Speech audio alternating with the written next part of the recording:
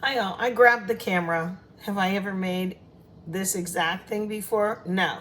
But I had some hash brown potatoes, you know, the frozen kind. And they were thawing in the fridge because we changed mind about dinner and went out. Anyway, I drained them. I actually pushed all the moisture out that I could and flipped them around and pushed it again. So they're pretty dry now, and that's what I wanted. Now, what I'm gonna do is I made a little roux. Let me take you over here, see if I can know how to do this. I don't really, but you know, pretty much equal parts butter and flour. I melt the butter and then I sprinkle flour in and I stir it with my little whisk. I'm not sure if I'm getting that in there. But anyway, and I turned it on super, super low while I do this part. Let me put you back here.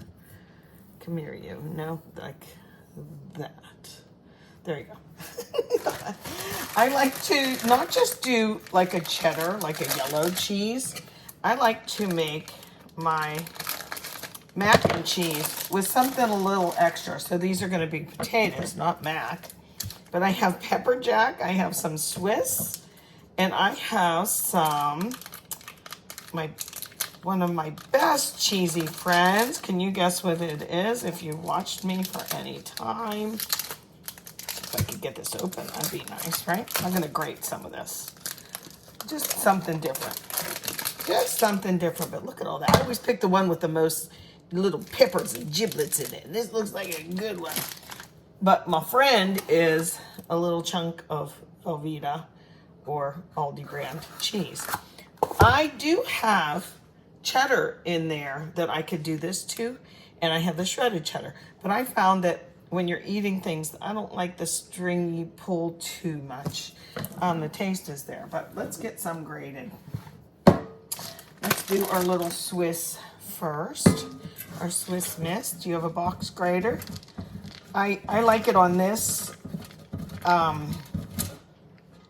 setting, if you will. That one doesn't work. I hate that one. And this is for slicing cucumbers or something else. But, oopsie. Oh, that was my fault. Okay. Anyway, how much? I don't know, but I'm going to put it in that pot that I just made the roux, and then I put in some milk. I just use 2%. Sometimes I'll use half and half. What I'm going to do is I'm going to throw this in here.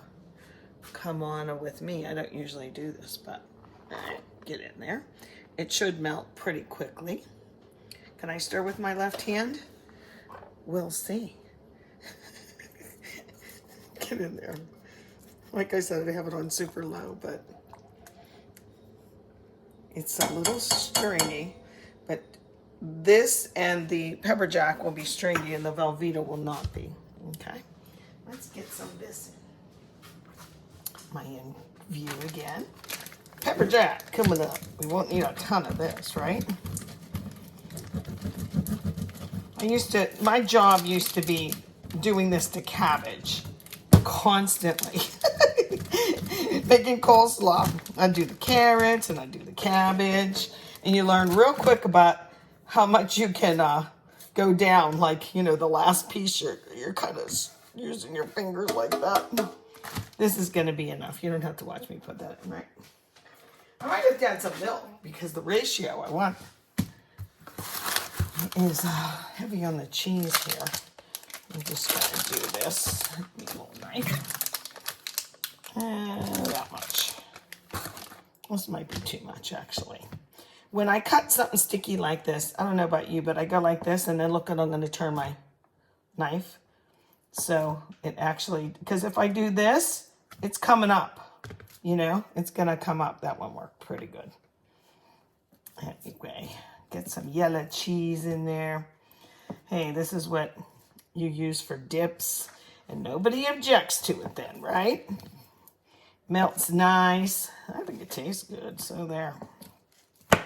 Okay, looks funky, but it's delicious. Let's get that in. And then I'll bring the camera over. How about that? Because I think I'm going to have to add some milk. Okay, let's get it like that. I'm going to turn up the heat a little bit and get that melted in there. Yeah, I'm going to need some more milk.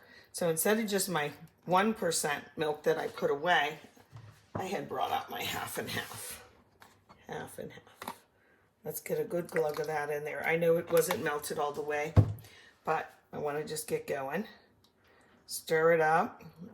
I scalded my milk. Do you scald your milk? In other words, just get it so it's like really kind of hot to your finger. And I put that in. And cheese is salty, so I like to do this afterwards. Here, can I do this? Can you see that? Yeah, you can see it pretty good. So let's just get this in. I don't know how many of these potatoes are going to fit in here. I think we got them all. Yep, we did. Go like this. Get the rest. Come on out. Yeah, we were going to have a certain dinner the other day, and I can't even remember why we didn't, like, have the dinner. I need a pot holder, because this kind of little pot is hot. Some of this cheese is going to look a little clumpy in here. And I don't mind because it'll be like pretty neat, pretty yummy in here. Can you see? I have to get it down underneath. I love this kind of pottery, if you will. This is the Temptations, and a lot of times people mistake it for the Polish pottery, which is much more expensive. But it is really, really nice. It cleans up so good. I should show you after all this cheesy nonsense, after we're done, how easy the pan cleans up. You just kind of throw it in the water. Now look at them. Like I said, I'm trying to get this all down. I do have some minced onion because that is always good. And then I'll stir that in too, okay? That's over across the way. So I'll have to get it. I might need some more moisture, which would be my milk. Oh, there's a little dry spot. Get in there. Now, I didn't make this before, but I've made the hash brown bake many, many times with the sour cream and the onion and the soup mix and all that. But this is it so far. I don't want to set it on that burner. It's hot. Let me get my egg with my onions. This is like a half of a medium onion, I guess. And we like a lot of onions, so I'm putting it all in there. But it's not chopped. It's more minced, meaning, of course, it's smaller little cuts. Reason being, if they were big cuts, it probably wouldn't cook in the 40 minutes or so that I want this to be done. But I'm just going to get them in there. You could put anything in here you want, I guess. You could make it, you could put chicken in it. You could put anything and make it like a casserole. But like I said, I have these potatoes, so I really had to get them going. I'm going to cover this. And then, well, you put cornflakes on the bake. I could do that. But this isn't a fancy dinner. This is just going to be us. I'm going to put it on a cookie sheet, too.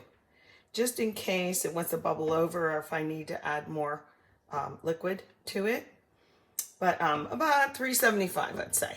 Okay, so let me get that in the oven, and before you know it, it's going to smell really great. I mean, onions, potatoes, cheese. Give me a break. Would you look at these? You would think I fuss. Don't mind my sizzling going there. And the cookie sheet, keep in mind, it's really hot, but I want to serve some up. See if I can do this. Just so you can see, Whoops, I should do this. You can't see what I'm doing. Take a look at the idea, right? I did end up putting some cheddar-y shredded, and put my dish here just so you can see, on top, just at the last minute. Look at that, nice and hot. And the onions smell fantastic. That's rightfully mine. Okay. We're going to have a nice little dinner with leftovers. Leftovers are great. You guys like leftovers? Let me know.